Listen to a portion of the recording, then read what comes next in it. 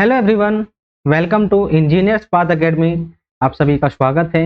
मेरा नाम है अरविंद चौहान और आज से हम स्टार्ट करेंगे SSC JE, RRB JE, DDA and NHPC JE exam के लिए टेक्निक। इसमें हम सबसे पहले स्टार्ट करेंगे कंक्रीट टेक्नोलॉजी, जो कि एक मोस्ट इम्पोर्टेंट चैप्टर है बीएमसी का। तो पहले हम कंक्रीट टेक्नोलॉजी को कंप्लीट करेंगे, उसके बाद बीएमसी के जितने भी रिमेनिंग पार्ट हैं उनको हम कवर करेंगे। तो चलिए दोस्तों, स्टार्ट करते हैं आज का पहला लेक्चर। सबसे पहले जानेंगे कंक्रीट क्या है। What is concrete? कंक्रीट एक हेट्रोजीनियस मिक्सचर है, ना कि होमोजीनियस मिक्सचर। ऐसा क्यों बोल रहे हैं? क्योंकि ये एक मटेरियल से नहीं बनता है, ये मिक्सचर कई मटेरियल का एक रूप होता है और इसमें हम यूज करते हैं cement as a binding material,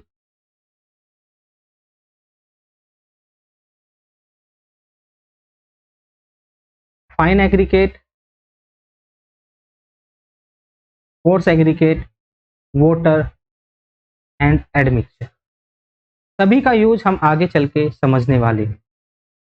fine aggregate क्यों यूज करते हैं, कोर्स एग्रीगेट क्यों यूज करते हैं, वाटर एंड एडमिक्सचर, इन सभी को अच्छे से मिलाएंगे, एक फिक्स प्रोपोर्शन में मिलाएंगे और हमको जो प्रोडक्ट मिलेगा उसी को हम कंक्रीट बोलते हैं। तो देखिए यहाँ पे हमने एक मटेरियल का यूज नहीं किया है, इसलिए हम इसको क्या बोलते हैं? हेट्रोजीनियस मिक्सचर बोलते हैं। फिर हम बात करेंगे क्लासिफिकेशन ऑफ कंक्रीट। कंक्रीट का क्लासिफिकेशन, कंक्रीट को हम क्लासिफाई करने वाले हैं। तो हम बात करेंगे सबसे पहला classification based on cementing material. जो हमने उसमें सीमेंटिंग मटेरियल या फिर आप इसको बाइंडिंग मटेरियल ही बोल सकते हैं, दोनों की बात सेम है। बाइंडिंग मटेरियल या फिर सीमेंटिंग मटेरियल सेम होता है, जो कि पार्टिकल्स को बांधने का काम करता है, पार्टिकल्स के बीच में बॉन्डिंग करने का काम करता है। बाइंडिंग मटेरियल जिसको हम सीमेंटिंग मटेरियल ही बोलते हैं। तो अगर आपने कंक्रीट में बाइंडिंग मटेरियल के तौर पे यूज किया है सीमेंट को, तो हो जाएगा सीमेंट कंक्रीट। आपने यूज किया है जिप्सम को तो जिप्सम कंक्रीट, और अगर आपने यूज किया लाइम को तो लाइम कंक्रीट। देखो, ऊपर के दो लाइम कंक्रीट और जिप्सम कंक्रीट को हम ज्यादा डिस्कस नहीं करेंगे, सिर्फ इनकी प्रॉपर्टीज देखेंगे, एप्लीकेशंस देखेंगे और उसके बाद हम अपना टोटल फोकस रखेंगे सीमेंट कंक्रीट पर, क्योंकि आपने आगे चल के आरसीसी भी पढ़नी है। तो आरसीसी में हम सीमेंट कंक्रीट का ही यूज करते हैं। यहाँ पे जो आप पिक्चर देख रहे हैं ये है कंक्रीट, जो कि एक हेट्रोजीनियस मिक्सचर। अब चलिए बात करते हैं बेस्ड ऑन ग्रेड। ग्रेड के आधार पे कंक्रीट को क्लासिफाई करते हैं, ये सबसे इंपॉर्टेंट है। यहाँ पर सबसे ज्यादा क्वेश्चन पूछे जाते हैं और बच्चे इसी में जाके कंफ्यूज होते हैं। तो चलिए आज का कंफ्यूजन दूर करते हैं आपका। जो आप नीचे देख रहे हैं इस साइड डाउन दी टेबल, ये है दोस्तों ग्रेड ऑफ कंक्रीट, जैसे कि M5, M7.5, 10, 15, 20, ये सभी क्या है? ये सभी ग्रेड ऑफ कंक्रीट। और इधर है इनका प्रोपोर्शन, इधर है दोस्तों इनका प्रोपोर्शन कि कितने पार्ट आपने सीमेंट मिलाना है, कितने पार्ट आपने फाइन एग्रीगेट जिसको हम सैंड भी बोलते हैं, और कितने पार्ट आपने एग्रीगेट मिलाना है। तो ये दोस्तों सभी ग्रेड के लिए फिक्स है। जैसे कि M5 के लिए याद रखना है 1:5:10। इसमें 1 पार्ट होगा सीमेंट, 5 पार्ट होगा फाइन एग्रीगेट जिसको हम सैंड भी बोलते हैं, और 10 पार्ट होगा एग्रीगेट जिसको हम कोर्स एग्रीगेट भी बोलते हैं। उसके बाद बात करें M7.5 का, रेशियो हो जाएगा 1:4:8। M10 का हो जाएगा 1:3:6। M15 का हो जाएगा 1:2:4। याद आपने एक चीज रखनी है, सीमेंट सेम रहेगा, आप सभी में देख रहे हैं 1 पार्ट है, और जो फाइन एग्रीगेट होगा उसका डबल होगा कोर्स एग्रीगेट। यहाँ पे देखिए 5×10, 4×8, 3×6 और 2×4। और जैसे जैसे हम डाउन दी टेबल जाएंगे वैसे वैसे आप देख रहे हैं ग्रेड बढ़ते जा रहे हैं, और यहाँ पर एग्रीगेट का प्रोपोर्शन भी कम होता जा रहा है। इसमें देखो 15 है टोटल एग्रीगेट, इसमें 12, इसमें 6 या 9, इसमें 6 और इसमें 4.5। और बाइंडिंग मटेरियल सेम है। इसका मतलब ये हुआ जैसे जैसे हम ग्रेड को बढ़ाएंगे वैसे वैसे बाइंडिंग मटेरियल बढ़ेगा। या फिर ऐसे बोल सकते हैं कि एग्रीगेट की क्वांटिटी कम होगी, बाइंडिंग मटेरियल ज़्यादा हो जाएगा, इट मीन्स कंप्रेसिव स्ट्रेंथ बढ़ जाएगी, कंप्रेसिव स्ट्रेंथ बढ़ जाएगी। तो जैसे जैसे हम ग्रेड को बढ़ाते हैं वैसे वैसे कंप्रेसिव स्ट्रेंथ ज़्यादा देखने को मिलती है। तो हम बात करें M5 की कंप्रेसिव स्ट्रेंथ कितनी होती है। देखो यहाँ पे M का मतलब होता है मिक्स, और मिक्स में सभी चीजें आ जाएंगी, क्योंकि कंक्रीट क्या है, एक मिक्स है। और कंक्रीट किसके बना है, कंक्रीट बना है सीमेंट से, एग्रीगेट से, वाटर एंड मिक्सचर से। तो ये सभी हो जाएंगे कंबाइंडली मिक्स, जिसको हम M से रेफर करते हैं।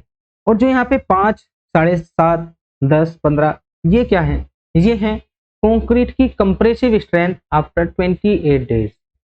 28 दिन के बाद हम कंक्रीट की कंप्रेसिव स्ट्रेंथ निकालते हैं। और अगर 5 है मतलब 5 MPa है तो उसको बोलते हैं M5। तो M5 की कंप्रेसिव स्ट्रेंथ होगी आफ्टर 28 डेज 5 MPa, 7.5 की होगी 7.5 MPa, 10 की होगी 10 MPa। तो ये आप देख सकते हैं, ये सभी चीजें पूछी जाती हैं। अब आपने इस टेबल में एक चीज नोट की होगी कि हमने ये प्रोपोर्शन सिर्फ M20 तक लिखा है, उसके बाद हमने डिजाइन मिक्स लिखा है। तो ऐसा क्यों है, तो देखिए जब हम मिक्स को डिजाइन करते हैं तो दो अप्रोच फॉलो करते हैं। एक होता है नॉमिनल मिक्स डिजाइन,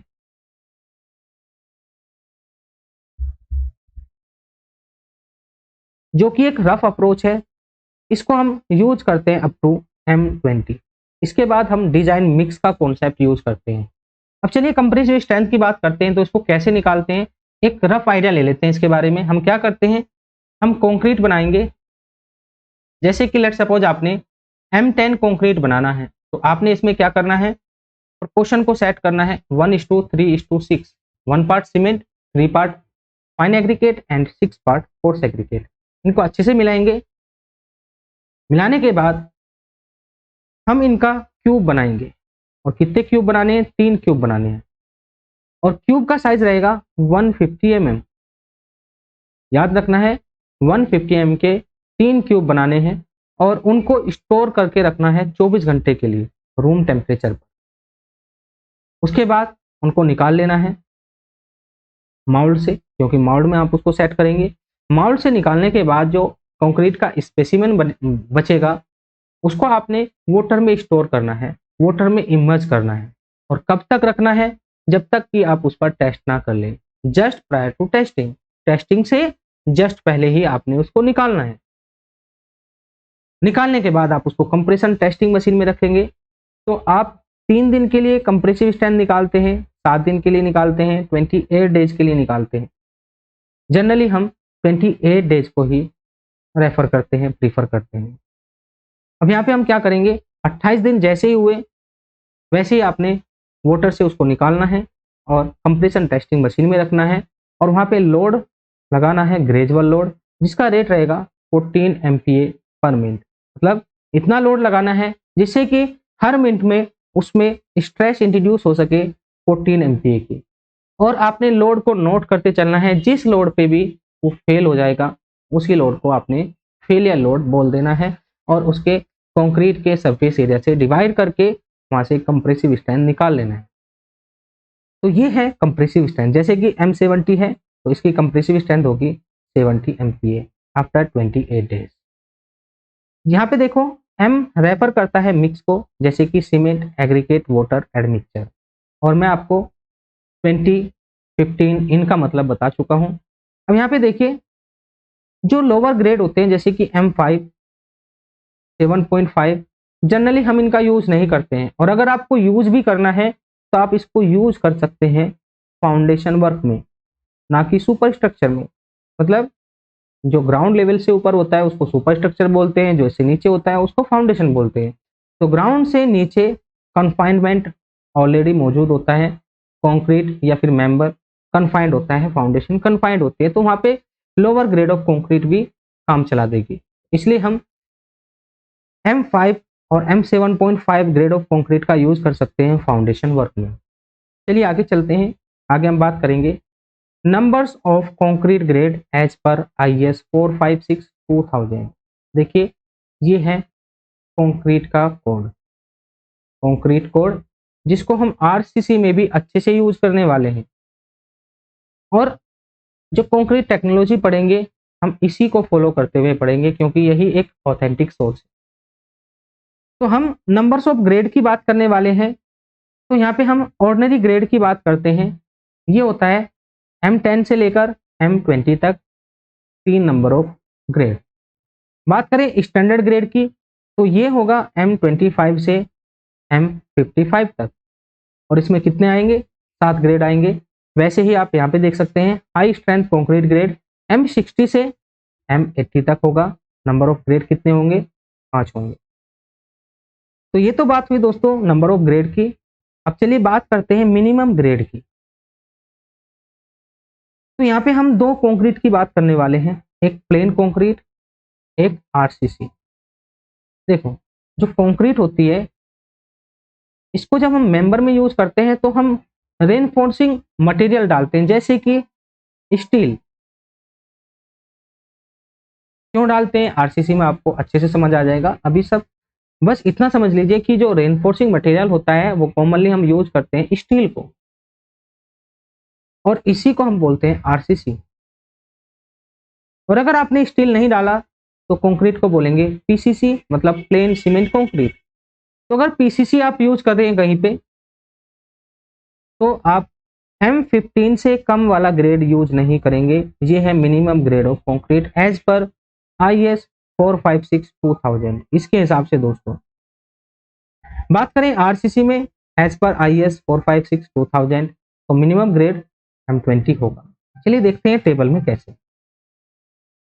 पहले हम ग्रेड की बात करते हैं, नंबर ऑफ ग्रेड की बात करते हैं। तो ऑर्डिनरी में देखो अब 3 है, M10 से लेकर M20 तक, और स्टैंडर्ड में हो जाएगा आपका 1 2 3 4 5 6 7, M25 से लेकर M55 तक, और हाई स्ट्रेंथ में हो जाएगा आपका 1 2 3 4 5 5, M60 से लेकर M80 तक। और इधर दिखाया इनका 28 दिन के बाद कंप्रेसिव स्ट्रेंथ, जैसे कि M10 का है 10, 15 का है 15 MPa, और MPa का मतलब होता है न्यूटन पर mm²। चलिए आगे चलते हैं। आगे हम बात करेंगे मिनिमम ग्रेड। टेबल में हम देखने वाले हैं। तो देखिए इधर है प्लेन कंक्रीट, ये फैक्टर्स क्या हैं इनको छोड़ दीजिए, अभी इनको आगे चल के हम कवर करेंगे। Minimum grade of concrete in case of plane concrete. तो देखिए यहाँ पे स्टार्ट हो रहा है M15 से, और जबकि RCC में स्टार्ट होता है M20 से। हम बोलेंगे कि RCC में मिनिमम रहेगा M20 और PCC में मिनिमम रहेगा M15। चलिए फिर बात करते हैं प्री स्ट्रेस कंक्रीट में भी हम मिनिमम ग्रेड यूज करेंगे, जैसे कि pre tensioning and post tensioning. देखो जो प्री स्ट्रेस कंक्रीट होती है इसमें हम पहले से ही स्ट्रेस लगा के रखते हैं to tackle the tensile stress, tensile stress को काउंटर करने के लिए। तो हम क्या करते हैं, कुछ इस टाइप का मेंबर होता है, हम इस पर स्ट्रेस लगा के इसको ऐसे बैंड कर देते हैं। अब जब इस पर लोड आएगा तो पहले तो ये कर्वेचर खत्म होगा, तब जाके नीचे को बैंड होगा। तो इससे ये बेनिफिट है कि ज़्यादा स्ट्रेस को झेल सकता है। तो प्री स्ट्रेस को हम RCC में पढ़ने वाले हैं। प्री स्ट्रेस में 2 प्रोसेस होते हैं, एक प्री टेंशनिंग, एक पोस्ट टेंशनिंग। तो प्री टेंशनिंग में हम M40 यूज करेंगे मिनिमम, और पोस्ट टेंशनिंग में हम M30 यूज करेंगे मिनिमम। चलिए आगे चलते हैं। आगे हम बात करेंगे based on compressive strength, compressive strength के आधार पे कंक्रीट का क्लासिफिकेशन। तो कंप्रेसिव स्ट्रेंथ हम कौन सी बात कर रहे हैं, 28 डेज वाली, मतलब 28 दिन वाली। 3 दिन में भी निकालते हैं, 7 दिन में भी निकालते हैं, बट हम जो जनरली यहाँ पे यूज करते हैं वो 28 डेज की ही यूज करते हैं। तो अगर 28 डेज की कंप्रेसिव स्ट्रेंथ 20 MPa से कम है तो उसको बोलेंगे लो स्ट्रेंथ कंक्रीट, और अगर 20 से 40 के बीच में है तो उसको बोलेंगे मीडियम स्ट्रेंथ कंक्रीट, और अगर 40 से ज़्यादा है तो उसको बोलेंगे हाई स्ट्रेंथ कंक्रीट। चलिए फिर बात करते हैं based on bulk density. Bulk density को हम मास डेंसिटी भी बोलते हैं। तो अगर मास डेंसिटी किसी कंक्रीट का 500 केजी पर मीटर क्यूब से कम है तो उसको बोलेंगे एक्स्ट्रा लाइट वेट कंक्रीट, और अगर 500 से 1800 के बीच में है तो लाइट वेट, 1800 से 2500 डेंस वेट, और अगर 2500 से ज़्यादा है तो उसको बोलेंगे सुपर हैवी वेट। अब देखो दोस्तों, 2500 केजी पर मीटर क्यूब को हम 25 किलो न्यूटन पर मीटर क्यूब भी लिख सकते हैं। जैसे कि हम आरसीसी का वेट लेते हैं या डेंसिटी लेते हैं 24 किलो न्यूटन पर मीटर क्यूब। क्यों? क्योंकि देखो केजी को हम लिख सकते हैं 10 न्यूटन, और जब ये 1000 हो जाएगा तो इसको लिख सकते हैं किलो न्यूटन। जैसे कि यहाँ पे हम लिखेंगे 5 किलो न्यूटन पर मीटर क्यूब, 5 से 18, 18 से 25 और 25 से ज़्यादा। तो यूनिट में कंफ्यूजन हो तो इन चीज़ों को ध्यान से देखना। मैंने स्टार्टिंग में आपको बताया था nominal mix design and design mix concrete, इन दोनों में फर्क क्या है? बहुत ज़्यादा फर्क है दोस्तों। कैसे? लेट सपोज आपको घर बनाना है तो आप क्या करेंगे, किसी मिस्त्री को हायर करेंगे, उसको काम समझाएंगे, मटेरियल सौंपेंगे, आपका काम खत्म, अब काम चालू हो जाएगा मिस्त्री का। मिस्त्री को एक्सपीरियंस है, वो आपसे पहले भी बहुत सारे मकान बना चुका है, तो उसको एक्सपीरियंस है कि अगर स्लैब डालनी है तो उसमें कितना वाटर कंटेंट लगता है, कितनी कंक्रीट में कितना वाटर कंटेंट लगता है, ठीक है, कितना सीमेंट लगता है, ये सभी चीज़ें उसको पता है। वो हर जगह टेस्ट नहीं करता, वो अपने एक्सपीरियंस का यूज करता है। ये एक रफ अप्रोच, वो टेस्ट नहीं करेगा, ना तो सीमेंट को टेस्ट करेगा, ना ही एग्रीगेट को टेस्ट करेगा, ना ही वाटर को टेस्ट करेगा, और ना ही उसको पता है कि कितनी कंप्रेसिव स्ट्रेंथ आएगी, बस उसने डाल दिया है। बट अगर मैं बात करूं डिजाइन मिक्स कंक्रीट की, तो उसमें हम हर चीज़ को टेस्ट करते हैं। हम सीमेंट को भी टेस्ट करते हैं, उसकी क्वालिटी टेस्ट करते हैं, एग्रीगेट को टेस्ट करते हैं, वाटर को टेस्ट करते हैं, कितनी कंप्रेसिव स्ट्रेंथ आएगी, तब हम दोस्तों डिसाइड करते हैं एक ग्रेड। तो जो नॉमिनल मिक्स डिजाइन है ये M2 M20 तक ही एप्लीकेबल है, और इससे ऊपर हम डिजाइन मिक्स कंक्रीट यूज करते हैं। यहाँ पे देखिए ये ड्राई वॉल्यूम पर बेस्ड होता है। एक हमारा बॉक्स होता है जिसको हम गेज बॉक्स बोलते हैं, इसमें हम भर भर के चीजों को डालते हैं। जैसे कि सीमेंट लेना है आपने, तो मिस्त्री बोलेगा कि भाई 2 बॉक्स सीमेंट के डाल दो। फाइन एग्रीगेट के कितने डालने हैं? 4 बॉक्स डालने हैं, और कोर्स एग्रीगेट के जो भी जितना भी डालना है वो बॉक्स में ही भर के डालेगा। तो उसने इसका वेट नहीं किया, उसने क्या किया, इसका वॉल्यूम किया दोस्तों। और कौन सा वॉल्यूम? ड्राई वॉल्यूम, याद रखना है, क्योंकि ड्राई वॉल्यूम में बल्किंग ऑफ सैंड नहीं होगा। बल्किंग का मतलब होता है सैंड का फूलना। सैंड फूलने लगता है मॉइस्चर पाके, सैंड के पार्टिकल्स के चारों ओर वाटर की फिल्म बन जाती है, और ये सेम नेचर की होती है, तो एक दूसरे को रिपेल करती है और दूर जाने लगते हैं। तो अगर मॉइस्चर आ जाए तो वो फूल जाएगा, जो कि गलत वैल्यूज देगा। इसलिए हम ड्राई वॉल्यूम का यूज करते हैं नॉमिनल मिक्स डिजाइन में। और यहाँ पे वाटर सीमेंट रेशो फिक्स होता है, यहाँ पर वाटर सीमेंट रेशो फिक्स होता है, जबकि डिजाइन मिक्स कंक्रीट में कुछ भी चीजें फिक्स नहीं है, सब हम एक्सपेरिमेंट के आधार पे करते हैं। चलिए देखते हैं कैसे। तो मैंने आपको टेबल दिखाई है, यहाँ पे देखो, ये है आपका वाटर सीमेंट रेशो। तो देखो ये डिपेंड करता है एक्सपोजर कंडीशन पे, ना कि ग्रेड ऑफ कंक्रीट पे। ठीक है, ये एक्सपोजर कंडीशन पे डिपेंड करता है कि एक्सपोजर कंडीशन क्या रहेगी। जैसे कि माइल्ड में पीसीसी के केस में 0.6 लेते हैं, और आरसीसी के केस में 0.55 लेते हैं। तो ये सभी चीजें आपने याद रखनी है। ये एक रफ अप्रोच है, इसमें मिक्स प्रपोर्शन फिक्स रहता है। जैसे कि M5 से लेकर M20 तक ये फिक्स है दोस्तों। जैसे कि M10 का बोलूं तो ये हो जाएगा 1:3:6, तो ये फिक्स रहेगा।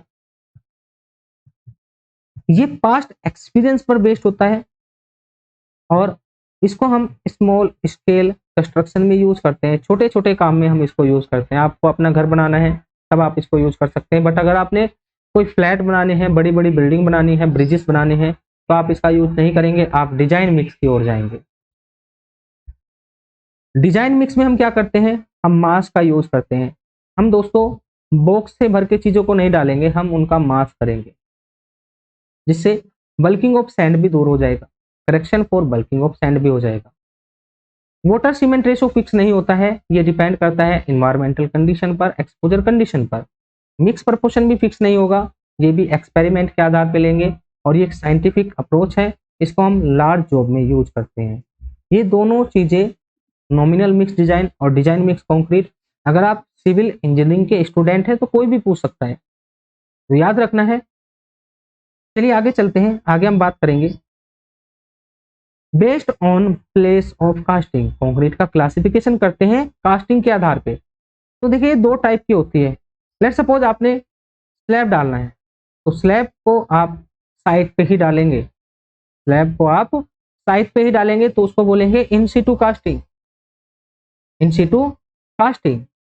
और अगर आप इस स्लैब को फैक्ट्री में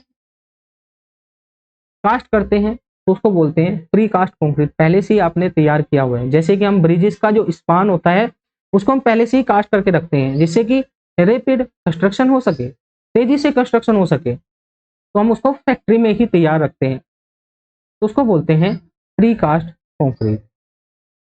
चलिए आगे चलते हैं, आगे हम बात करेंगे सीमेंट कंक्रीट के इंग्रेडिएंट कि क्या क्या हम उसमें मिलाते हैं। तो सबसे पहला होगा cement, then aggregate, water, admixture. इनको हम अच्छे से पढ़ने वाले हैं।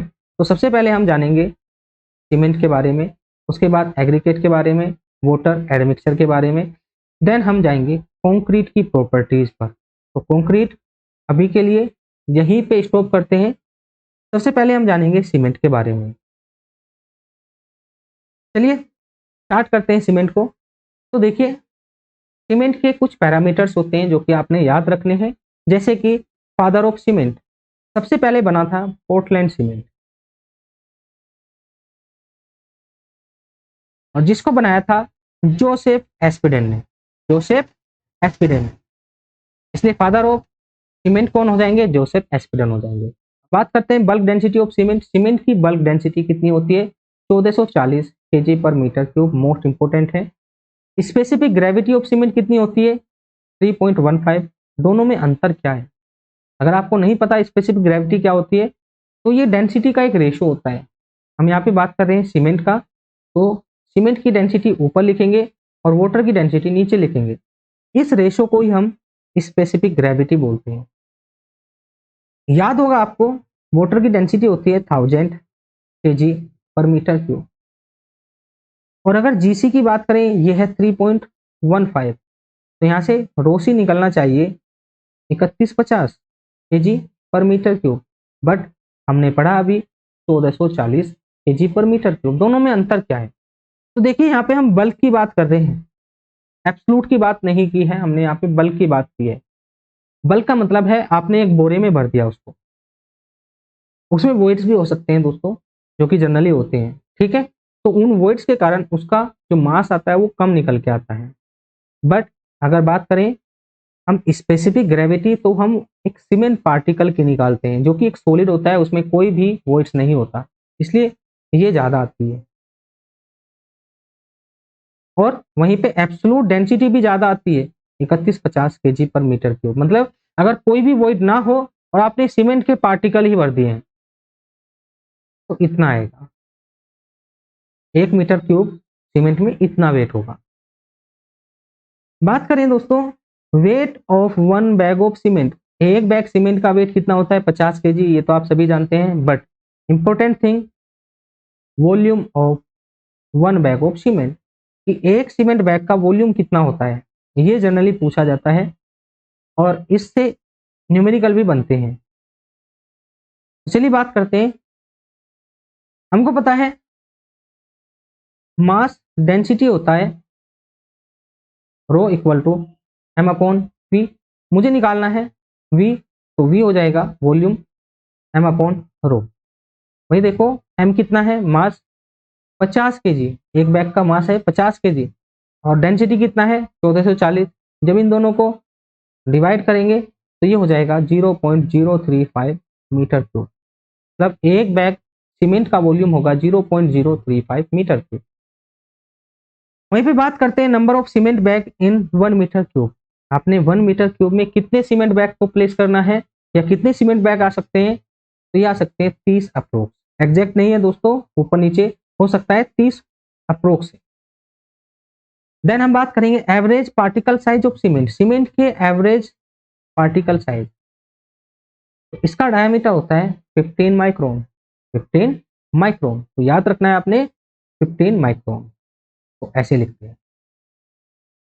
चलिए आगे चलते हैं, आगे हम बात करेंगे सीमेंट में जो हम मटेरियल यूज करते हैं उनकी बात करते हैं दोस्तों। तो सीमेंट में हम दो टाइप के मटेरियल यूज करते हैं, एक होता है आर्जिलिशियस मटेरियल।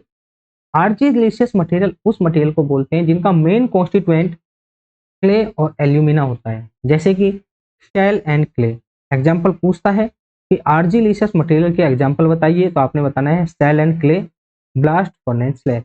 ये बनता है waste in iron production. Iron के प्रोडक्शन में जो वेस्ट निकलता है उसको बोलते हैं ब्लास्ट फर्नेस स्लैग। फिर हम बात करेंगे कैलकेरियस मटेरियल। कैलकेरियस मटेरियल में इसका मेन कॉन्स्टिट्यूएंट होगा कैल्शियम, जैसे कि लाइमस्टोन, जिसको हम कैल्शियम कार्बोनेट भी बोलते हैं, CaCO3 बोलते हैं। यहाँ पे देखिए इसका मेन कॉन्स्टिट्यूएंट क्या है, कैल्शियम है। चोक, जो कि एक क्या है, कैल्शियम का प्रोडक्ट है। और मैराइन सेल, ये सभी क्या है दोस्तों, कैलकेरियस मटेरियल है, जिनका हम यूज करते हैं सीमेंट को बनाने में। अब यहाँ पे हम बात करेंगे केमिकल कंपोजिशन की। केमिकल कंपोजिशन की, और किसकी बात कर रहे हैं, पोर्टलैंड सीमेंट की। याद रखना है हमारे पास काफी सीमेंट होते हैं पोर्टलैंड सीमेंट। जो ओरिजिनल सीमेंट है वो है पोर्टलैंड सीमेंट, जो कि जर्नल पर्पज के लिए यूज करते हैं। तो पोर्टलैंड सीमेंट में क्या केमिकल कंपोजिशन रहेगा उसकी बात करेंगे। तो सबसे पहला होगा लाइम। लाइम को हम यूज करते हैं 60 to 65%, मतलब इसकी परमिसिबल लिमिट है 60 से 65%। लाइम क्या काम करता है, लाइम कंट्रोल करता है स्ट्रेंथ को। मतलब अगर आप लाइम को कम डालेंगे तो सीमेंट की स्ट्रेंथ कम हो जाएगी, ज़्यादा डालेंगे तो सीमेंट की स्ट्रेंथ बढ़ जाएगी। बट साथ में ये कंट्रोल करता है साउंडनेस को। साउंडनेस का मतलब क्या है, लेट्स सपोज आपने सीमेंट पेस्ट को बनाया, सीमेंट पेस्ट हार्ड भी होगा भाई, धीरे धीरे हार्ड होता है, तो हार्ड होने पर उसके वॉल्यूम में चेंज आता है, उसका वॉल्यूम एक्सपेंड करता है। तो अगर आपने ऐसा सीमेंट यूज किया कि जिसका वॉल्यूम ज्यादा एक्सपेंड करता है, तो वो कंक्रीट में क्रैक डाल देगा और वहां पे वाटर एंटर कर जाएगा। वाटर में इम्प्योरिटीज होती है, केमिकल्स होते हैं, तो कंक्रीट आपकी बेकार हो जाएगी। तो ऐसा सीमेंट बेकार होता है जिसमें ज्यादा एक्सपेंशन होता है। तो साउंडनेस क्या है, साउंडनेस एक प्रॉपर्टी है जो इस एक्सपेंशन को रोकती है, जो सीमेंट के हार्ड होने के बाद एक्सपेंशन को रोकती है, वॉल्यूम चेंज को रोकती है, उसको बोलते हैं साउंडनेस। तो लाइम कंट्रोल करता है साउंडनेस को।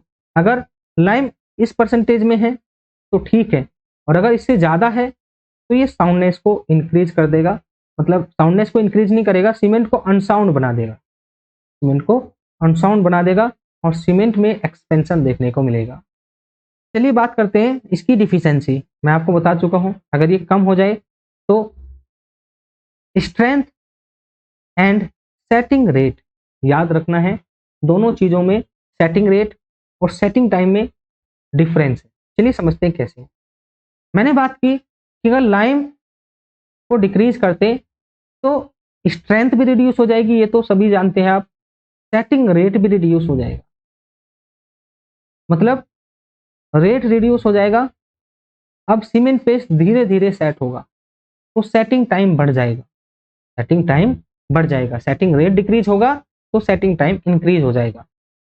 और अगर आपने लाइम को इसकी परमिसिबल लिमिट से ज्यादा डाल दिया तो सीमेंट बन जाएगा अनसाउंड। यहाँ पे देखो, soundness of cement can be defined as the ability to retain its volume after it get hardened. मतलब जब ये हार्ड होता है तो अपने वॉल्यूम को रिटेन रखता है अगर कोई सीमेंट साउंड है। उसके बाद आएगा सिलिका। सिलिका का परसेंटेज याद रखना है 17 से 25%। इंपॉर्टेंट यहाँ पे दोस्तों, सबसे फर्स्ट प्रायोरिटी होती है परसेंटेज के ऊपर क्वेश्चन बनाने की। ये सीमेंट को स्ट्रेंथ देगा। कैसे स्ट्रेंथ देता है, जब मैं आपको बोगस कंपाउंड बनाऊंगा तो बताऊंगा। चार टाइप के बोगस कंपाउंड। एक होगा डाई कैल्शियम सिलिकेट, एक होगा ट्राई कैल्शियम सिलिकेट जिसको हम लिखते हैं C2S C3S, एक होगा C3A, एक होगा C4AS। जो स्टार्टिंग के दो मैंने बताए हैं ये रेस्पॉन्सिबल होते हैं स्ट्रेंथ के लिए, मतलब सीमेंट में जो स्ट्रेंथ आती है ये इन्हीं के कारण आती है। और इसमें आप S देख रहे हैं, ये S क्या है, ये रेफर करता है सिलिका को, मतलब सिलिका स्ट्रेंथ के लिए रेस्पॉन्सिबल होती है। तो ये स्ट्रेंथ देगी due to formation of di and tri calcium silicate. जब हम सीमेंट में वाटर मिलाएंगे तो ये सभी बोगस कंपाउंड बनते हैं और इसी प्रोसेस को बोलते हैं hydration of cement. Hydration of cement जिसमें दोस्तों ये बोगस कंपाउंड बनते हैं। इसमें दो बोगस कंपाउंड इंपॉर्टेंट है, आगे चल के हम सभी को पढ़ने वाले हैं।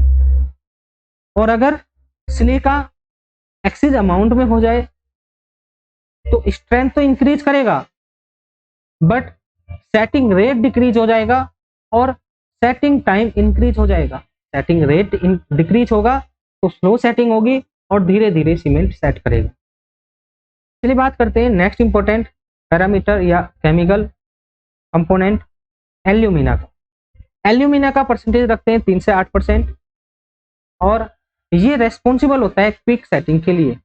ये रेस्पॉन्सिबल होता है क्विक सेटिंग के लिए। बात करें एक्सीज अमाउंट में अगर आपने डाला है इसको तो ये स्ट्रेंथ को कम कर देगा। क्यों कम करता है भाई, देखो लेट्स सपोज हम हाइड्रेशन की बात कर रहे हैं। हाइड्रेशन का मतलब होता है जब आप सीमेंट में वाटर को ऐड करते हैं तो इस प्रोसेस को हम बोलते हैं हाइड्रेशन। अब देखिए अगर आपने एल्यूमिना को ज्यादा डाला है तो ये क्विक सेटिंग प्रॉपर्टी को इंट्रोड्यूस करेगा, मतलब सीमेंट जल्दी से सेट हो जाएगा। सीमेंट जल्दी से सेट हो जाएगा। तो जल्दी से सेट होने का मतलब क्या है, जो इसमें आपने वाटर ऐड किया है ये बहुत जल्दी से यूज होगा या इवापोरेट हो जाएगा। वो जल्दी से यूज होगा या फिर इवापोरेट हो जाएगा। तो इनफ टाइम नहीं मिल पाएगा इस रिएक्शन को कंप्लीट होने में। और जब इनफ टाइम नहीं मिल पाएगा तो जो C3S है वो दोस्तों कम बनेगा। जो C3S है वो कम बनेगा क्योंकि इसको बनने में 7 दिन लगते हैं। इसलिए ये क्या करता है, ये स्ट्रेंथ को कम कर देता है। कौन सी स्ट्रेंथ को, इनिशियल स्ट्रेंथ को। याद रखना है इनिशियल स्ट्रेंथ को कम करता है ना कि अल्टीमेट। अल्टीमेट बराबर रहती है। और ये फ्लक्स की तरह काम करता है एंड फ्यूजन पॉइंट को कम कर देता है। फ्यूजन पॉइंट क्या है, जिस पर चीजें फ्यूज होती हैं, आपस में चिपकती हैं, मेल्ट होके, उसी को बोलते हैं फ्यूजन टेम्परेचर या फ्यूजन पॉइंट। तो ये फ्यूजन पॉइंट को कम कर देता है। चलिए आगे चलते हैं। बात करेंगे आयरन ऑक्साइड की। तो ये होता है 3 से 5%। इसका काम होता है to give the colour to cement. Cement को कलर देता है। कैसा कलर, ग्रे कलर देता है। और स्ट्रेंथ देगा, हार्डनेस देगा सीमेंट, मतलब 3 चीज देगा सीमेंट को। ग्रे कलर देगा, स्ट्रेंथ देगा, हार्डनेस देगा। और ये हेल्प करता है फ्यूजन ऑफ डिफरेंट इंग्रेडिएंट, मतलब जितने भी इंग्रेडिएंट्स हैं सीमेंट में उनको फ्यूज करने में हेल्प करता है आयरन ऑक्साइड। याद रखना है आपने। चलिए आगे चलते हैं। आगे हम बात करेंगे मैग्नीशिया। मैग्नीशिया का परसेंटेज 1 से 3% होता है। इसका काम वही है जो आयरन ऑक्साइड का है। ये भी कलर देगा बट कैसा देगा, येलो टिंच कलर देगा। येलो टिंच कलर कैसा होता है आप गूगल कर लेना, आपको मिल जाएगा। स्ट्रेंथ भी इंट्रोड्यूस कराता है, हार्डनेस भी इंट्रोड्यूस कराता है। और अगर आपने एक्सीज अमाउंट में मैग्नीशिया को डाला तो सीमेंट अनसाउंड हो जाएगा और क्रैक आ जाएंगे। क्योंकि अनसाउंड होगा तो क्रैक तो आने जाहिर सी बात। उसके बाद आएगा आपका सोडा एंड पोटास, जिसको हम बोलते हैं एल्कलीज। सोडा एंड पोटास जिसको बोलते हैं एल्कलीज। अब देखिए इनका परसेंटेज रखते हैं 0.5 से लेकर 1%। मतलब इसको हम जितना कम रख सकते हैं उतना कम रखते हैं, ठीक है। बट जो भी मटेरियल होते हैं भाई हम अपने पास से तो ऐड नहीं कर रहे हैं। सोडा एंड पोटास ये तो मटेरियल में है, तो मटेरियल में से हम नहीं निकाल सकते, तो हम उन मटेरियल का सिलेक्शन करते हैं जिनमें सोडा एंड पोटास कम से कम हो, क्योंकि ये कोज करते हैं इफ्लोरेसेंस। इफ्लोरेसेंस क्या है? आपने सीमेंट प्लास्टर की सरफेस पे देखा होगा, एक व्हाइट डिपॉजिट बन जाता है, व्हाइट डिपॉजिट पाउडर, सफेद सफेद सा पाउडर पूरी सरफेस को कवर कर लेता है, वो है दोस्तों इफ्लोरेसेंस। और आपको पता है अगर कहीं पे इफ्लोरेसेंस आ जाए तो वो ज़्यादा दिन नहीं टिक पाती है, उसकी ड्यूरेबिलिटी कम हो जाती है। और ये एक्सीलरेट करता है सेटिंग ऑफ सीमेंट को, मतलब कि सेटिंग रेट को बढ़ा देता है, सेटिंग टाइम को डिक्रीज करता है। फिर उसके बाद बात करेंगे सल्फर ट्राई ऑक्साइड, जिसको लिखते हैं SO3 की फॉर्म। इसका परसेंटेज भी होता है 1 से 2%, और ये भी सीमेंट को अनसाउंड बनाता है।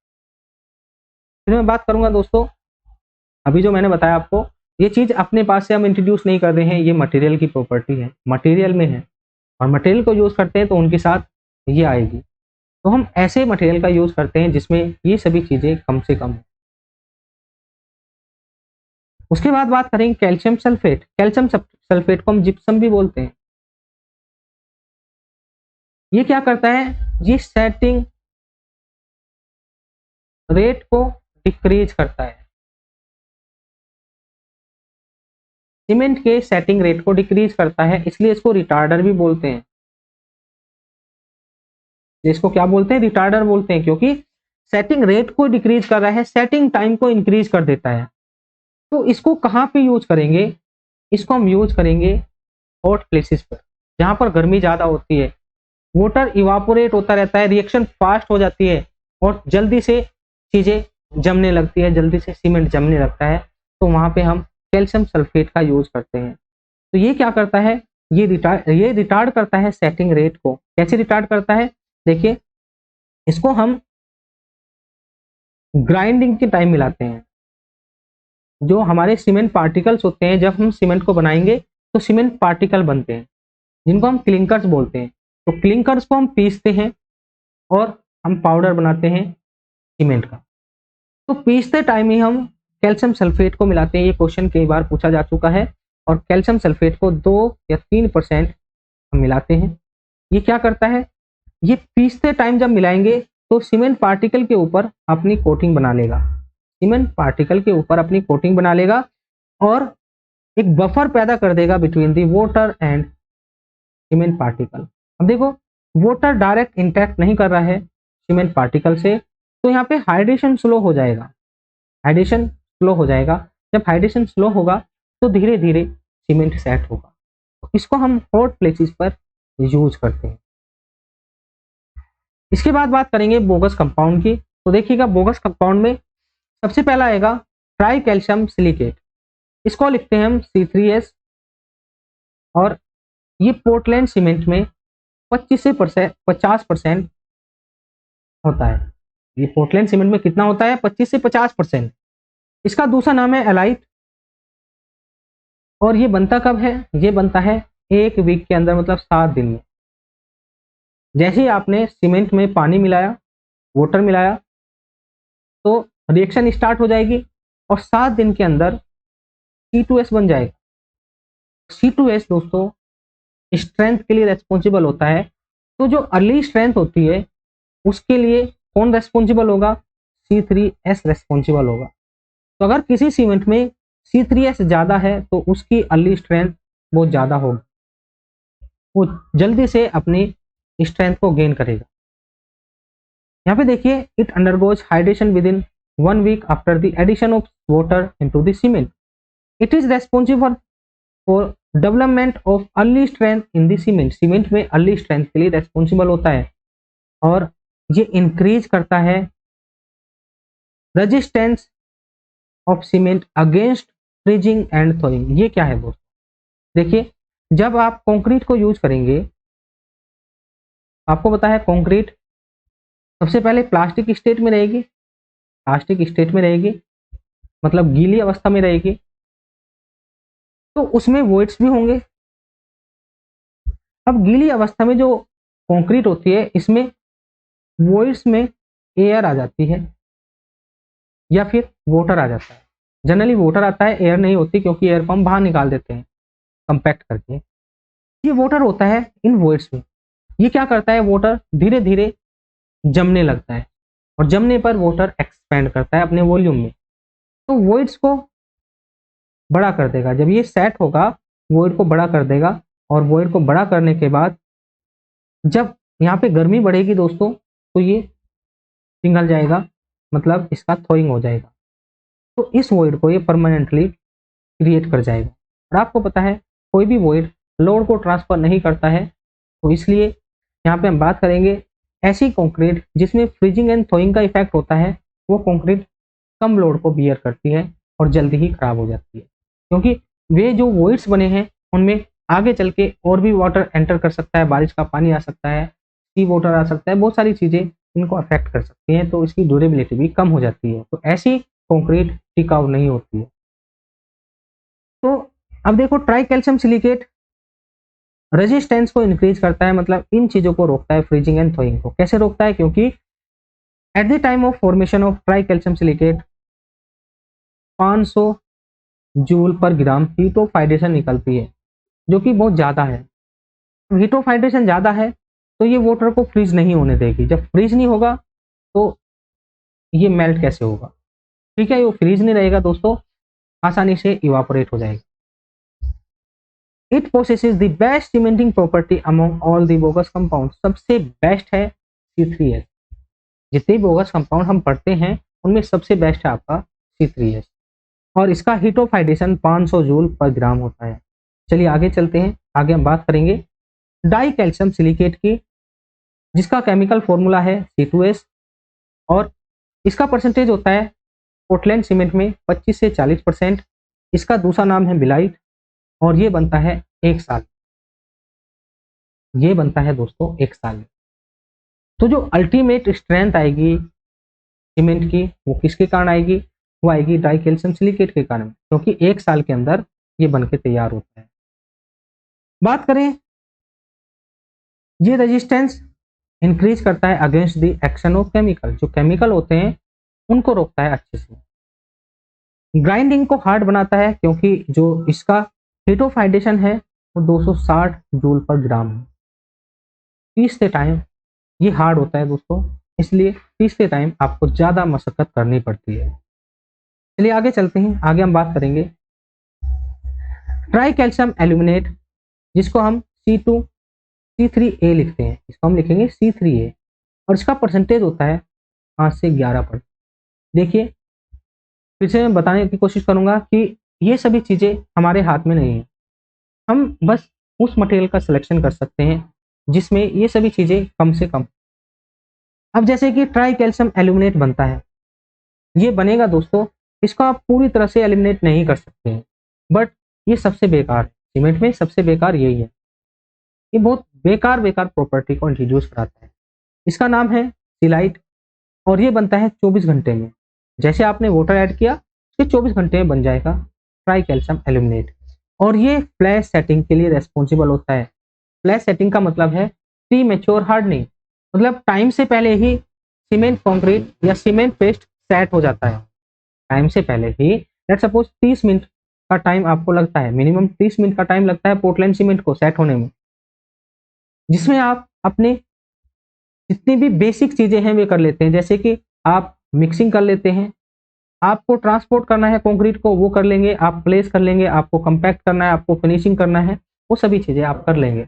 बट अगर C3A है तो ये क्या करेगा, प्री मैच्योर हार्डनिंग कर देगा, और कंक्रीट के ये जो ऑपरेशंस हैं ये अफेक्ट हो जाएंगे, क्योंकि पहले ही ये सेट हो जाएगा। फिर बात करेंगे, ये सीमेंट में केमिकल अटैक को बढ़ाता है, केमिकल अटैक को बढ़ाता है, जिसको बोलते हैं सल्फेट अटैक। सल्फेट अटैक क्या है आगे चल के हम समझने वाले, ठीक है। तो ये सल्फेट अटैक को बढ़ाता है। सल्फेट अटैक में क्या होता है, लास्ट में एक ऐसा कंपाउंड बनता है जो कि अपने वॉल्यूम को इंक्रीज करता है, और जिससे कंक्रीट का वॉल्यूम भी इंक्रीज होता है। अब कंक्रीट का वॉल्यूम इंक्रीज होगा तो क्रैक्स आएंगे, क्रैक्स आएंगे तो उन क्रैक में वाटर एंटर कर सकता है दोस्तों, मॉइस्चर एंटर कर सकता है, तो वाटर में केमिकल्स हो सकते हैं, तो वे जाके अंदर जाके कंक्रीट को बेकार कर देंगे। तो ये चीज़ें बहुत बेकार हैं, इसलिए हम ट्राई कैल्शियम एल्यूमिनेट को सबसे बेकार कंपाउंड मानते हैं। चलिए बात करेंगे, हीट ऑफ हाइड्रेशन सबसे ज़्यादा निकलती है इसमें 865 जूल पर ग्राम, और ये रिड्यूस करता है resistance of sulphate attack. Sulphate attack को रोकने वाले रेजिस्टेंस को ये रिड्यूस कर देता है, मतलब ये प्रमोट करता है सल्फेट अटैक को। अब यहाँ पे हम बात करेंगे हाइड्रेशन ऑफ सीमेंट। सीमेंट का हाइड्रेशन, सीमेंट का हाइड्रेशन क्या है दोस्तों, इसके बारे में मैं कुछ चीजें आपको बता चुका हूँ कि हम सीमेंट में वाटर को ऐड करते हैं, सीमेंट में वाटर को ऐड करते हैं, और इसी प्रोसेस को हम बोलते हैं हाइड्रेशन ऑफ सीमेंट। सीमेंट का हाइड्रेशन ये एक केमिकल प्रोसेस है, और ये जो रिएक्शन है दोस्तों हाइड्रेशन, ये एक एक्सोथर्मिक रिएक्शन है, मतलब इसमें हीट निकलती है। जैसे कि मैंने आपको बताया C2S C3S, अभी हमारा C4AF बचा है, तो हाइड्रेशन के बाद मैं इसको कंप्लीट करूंगा, क्योंकि हाइड्रेशन से आपको पता चल जाएगा सल्फेट अटैक का। सल्फेट अटैक क्या होता है, तो C4AF को हम आगे चल के कवर करेंगे, पहले हम हाइड्रेशन को पढ़ते हैं। हाइड्रेशन में क्या होता है, सीमेंट को आप वाटर में के साथ मिक्स करेंगे तो एक रिएक्शन होगी जो कि एक्सोथर्मिक होगी, हीट निकलेगी, और इसमें बनते हैं C3S C2S C3A and C4AF, ये सभी चीजें इसमें बनती हैं।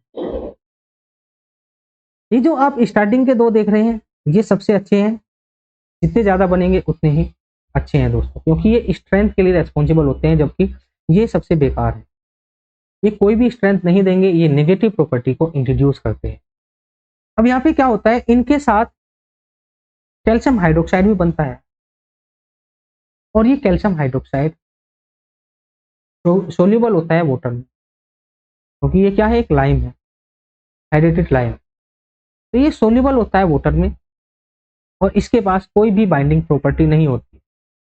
ये आगे चल के क्या करेगा, ये आगे चल के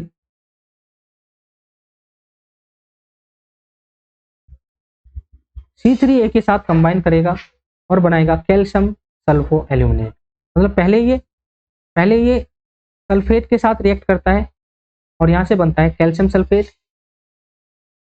CH4, और फिर ये C3S के साथ C3A के साथ कंबाइन करता है, और यहाँ पे बनता है कैल्शियम सल्फो एल्यूमिनेट, और कैल्शियम सल्फो एल्यूमिनेट 2 से 7% कंक्रीट के वॉल्यूम को इंक्रीज कर देता है।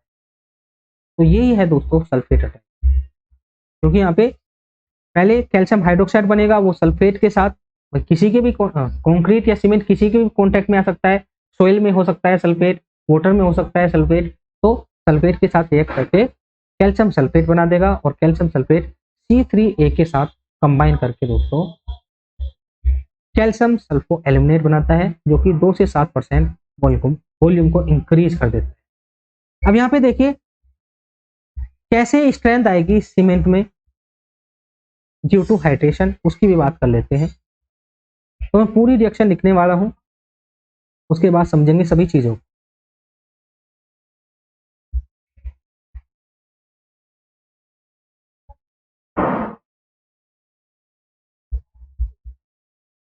यहाँ पे हम लिखने वाले हैं, सीमेंट में जब आप वाटर ऐड करेंगे, इसको हम हाइड्रेशन बोलेंगे, इसमें बनता है आपका C3S C2S C3A और C4AF। जो C3S है और C2S है, ये फिर से वाटर के साथ कंबाइन करेंगे और बनाएंगे कैल्शियम सिलिकेट हाइड्रेट का एक जेल। ये दोस्तों जो जेल है, इसमें स्ट्रेंथ होती है, इसमें बाइंडिंग प्रॉपर्टी होती है, इस टाइप से सीमेंट में स्ट्रेंथ आती है, और साथ में बनता है कैल्शियम हाइड्रोक्साइड। कैल्शियम हाइड्रोक्साइड आगे चल के कैल्शियम हाइड्रोक्साइड आगे चल के सल्फेट से रिएक्ट करता है और बनाता है कैल्शियम सल्फेट, और कैल्शियम सल्फेट C3A से रिएक्ट करता है और बनाता है कैल्शियम सल्फो एल्यूमिनेट, और इसी को बोलते हैं सल्फेट अटैक। यहाँ पे आप सभी चीजें पढ़ सकते हैं, देखिएगा सभी चीजें मैंने लिखी हैं। इससे ड्यूरेबिलिटी डिक्रीज हो जाती है, टिकाऊपन डिक्रीज हो जाता है, मतलब कि जैसे कि आप आरसीसी में ऐसी कंक्रीट को यूज कर रहे हैं जिसमें सल्फेट अटैक होता है, तो उससे क्या होगा, आरसीसी में क्रैक्स पड़ जाएंगे, वाटर एंटर करेगा, वाटर में केमिकल्स हो सकते हैं और ये केमिकल स्टील को खराब कर देंगे। केमिकल क्या करेंगे, स्टील को खराब कर देंगे और पूरी तरह से कंक्रीट बर्बाद हो जाएगी, कंक्रीट स्ट्रक्चर पूरी तरह से बर्बाद हो जाएगा। तो चलिए ये था दोस्तों आज का लेक्चर। अगर आपको अच्छा लगा है तो प्लीज़ वीडियो को लाइक कीजिएगा और अपने दोस्तों में शेयर कीजिएगा, और इसी टाइप से हम पूरे सिलेबस को कंप्लीट करेंगे विद इन लिमिटेड टाइम। तो चलिए मिलते हैं नेक्स्ट वीडियो लेक्चर में। Thank you for watching. आपका दिन शुभ।